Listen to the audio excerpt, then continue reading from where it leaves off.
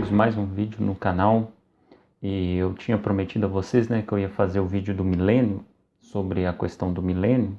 Eu vou fazer a primeira parte agora explicando aquela ocasião que eu já tinha falado no vídeo anterior sobre escatologia, sobre a questão quais vertentes escatológicas que predominavam na época dos apóstolos, que era o correto. E as duas vertentes escatológicas que prevaleciam naquela época eram o pós-tribulacionismo e o pré-milenismo, no caso o pré-milenismo histórico. Depois veio o pré-milenismo dispensacionalista, acrescentou algumas coisinhas, mas a essência que eu quero passar é o seguinte: o reino é literal, é Cristo reinando literalmente aqui na Terra, quando acontecer a sua segunda vinda, ok? Mas o que aconteceu no meio do caminho, Mudou essa interpretação. Por quê? Sempre com ele. Quem? Agostinho, certo?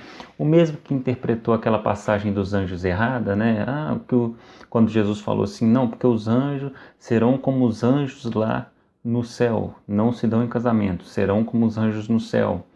E aí ele interpretou essa passagem errada, que então um anjo não poderia se dar em casamento, etc. e tal. E por isso, por essas e por outras, o livro de Enoque ficou fora do nosso cânon sagrado. Enfim, algumas interpretações de Agostinho foram assim terríveis para o desenvolver da doutrina genuína bíblica, E essa é uma delas, a questão, porque Agostinho houve aquele período, dos primeiros séculos em que a igreja foi perseguida, Aí teve o Tito, teve Nero, etc. e tal. Foi uma perseguição muito grande para os cristãos naquela época.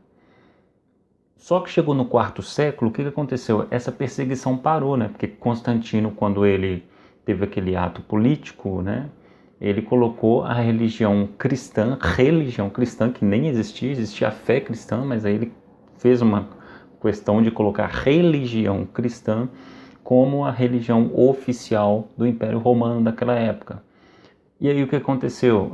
Só que juntou com outras religiões também de outros povos que estavam ali para tentar pacificar, para ter o Reino Unido, porque não poderia vencer os cristãos, Quanto mais batia, mais crescia, então chegou uma hora que não, vamos então declarar o cristianismo a religião oficial de Roma. Aí no quarto século declarou e as perseguições acabaram, Agostinho, vendo aquilo ali, pensou o seguinte, interpretou o seguinte: poxa, houve a tribulação, Primeiro eles acharam que aquela tribulação era a grande tribulação do qual Jesus tinha falado. A gente sabe que do primeiro capítulo ao capítulo 4 de Apocalipse, Jesus está falando realmente daquele período. As 7 igrejas da Ásia Menor daquele período. Tanto que ia ter algumas aflições, como teve no primeiro século, etc. e tal. Mas do quarto século do quarto capítulo de Apocalipse em diante, Jesus já não está falando mais daquela época. Jesus já começa a falar da época do final dos tempos mesmo. Realmente a grande tribulação, o anticristo, a volta de Cristo, o milênio, etc. e tal. Então tem essa separação, eles não fizeram essa separação. E aí interpretaram, principalmente Agostinho, dessa maneira. Estava tendo uma grande perseguição e essa perseguição parou. Então Agostinho pensou o seguinte: então começou o milênio, Você estava tendo perseguição. A perseguição acabou no quarto século, então você tem o milênio. Só que tinha um problema para Agostinho, porque Apocalipse diz que Jesus estaria reinando, reino terreno. Jesus estaria reinando, a perseguição ia acabar, porque Jesus ia voltar e estaria reinando, Só que Jesus não voltou naquela época, obviamente. Então Agostinho pensou, poxa, como que a gente vai fazer então? Aí ele teve a ideia no seguinte: não, então na verdade é o seguinte, a perseguição parou, o milênio começou. Só que é um símbolo, É um símbolo, porque Jesus não vai reinar na terra. Jesus vai reinar através primeiramente de bispos, né, sacerdotes, etc., e consequente disso através dos papas, do Papa, entendeu? Por isso que a palavra do Papa é infalível, porque ele é, né, segundo a tradição, a visão católica, a visão, né, patrística, tanto de Santo Agostinho, etc., em que o Papa assim, Cristo reina na Terra através do Papa. Então, por isso que a palavra do Papa tem que ser infalível e inerrante, né? Porque é Cristo reinando através do Papa. Então, teve essa ideia do amilenismo agostiniano, ou seja, a perseguição parou dos primeiros séculos, teve a paz, né, no sentido de acabou a perseguição, o cristianismo estava dominando agora, a partir daquele momento. Então ali Agostinho interpretou que o milênio estaria começando, só que tinha esse problema que Jesus não voltou. Então ele tentou consertar este problema dizendo que na verdade é um simbolismo. O reino não é literal. Cristo estaria reinando, mas através dos papas, etc. e tal. Aí o que acontece? E foi assim que começou o simbolismo, né, do milênio de Cristo. Quando você tem a Reforma Protestante de 1517, Martinho Lutero, etc. e tal, você depois da Reforma, o que você vai ter? Um dos pontos da Reforma é a sola Escritura, né, somente as Escrituras. Então uma das coisas que a Reforma fez foi tirar, né, do Papa, né, a palavra ou seja, a palavra do Papa não era mais infalível e inerrante, porque agora é somente as Escrituras. Então as Escrituras ficaram inerrantes e infalíveis, ok? Teve essa substituição na Reforma. Porém, o problema do simbolismo continuou. O problema continuou porque ali na Reforma, através de Lutero, né, ele disse o seguinte: não, Cristo não reina através do Papa. Cristo está reinando já, mas é no céu. Cristo já está reinando no céu. Cristo não ia reinar na terra, era um simbolismo. Cristo está reinando no céu. Então, o simbolismo do milênio continuou na Reforma.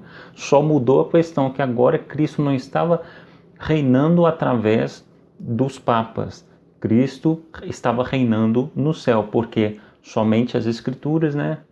Então a palavra do Papa não poderia mais ser infalível ou inerrante, porque agora somente as Escrituras que são a palavra de Deus, né? Que Lutero disse. Então as Escrituras são inerrantes, né? O Papa não.